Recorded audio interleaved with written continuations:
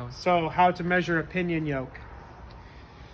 Some of the first measurements we're going to take are going to be the seal or hub diameter, 1.876.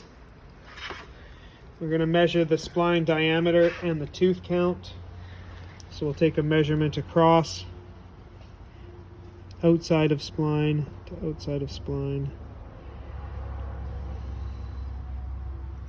Okay, then we're going to take a tooth count. I like to use a paint pen so I can keep track of what I have counted and what I haven't.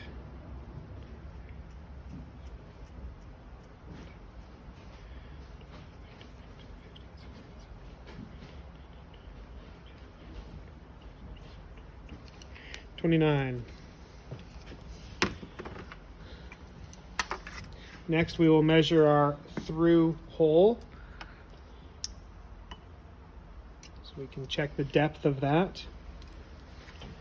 We've already got the seal, checked that. We need to know what universal joint series it is. So we can measure across the top here. We can measure across inside tab to inside tab. We can measure the strap kit or U-bolt kit center to centers. And the last measurement we can take is going to be center to end. Okay. So those are the basic measurements that we're going to require in order to identify a pinion yoke. Measuring your pinion yoke for strap or U-bolt kit.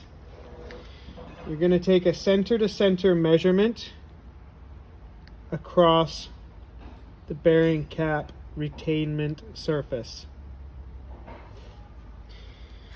You're going to observe, are they threaded holes or are they drilled right through? Or are they drilled deep and threaded at the bottom? If it is drilled straight through, it will be a U-bolt. If it has threads going to the top, it will be a short bolt strap kit. If it has threads deep down inside, it will be a long bolt strap kit. Okay.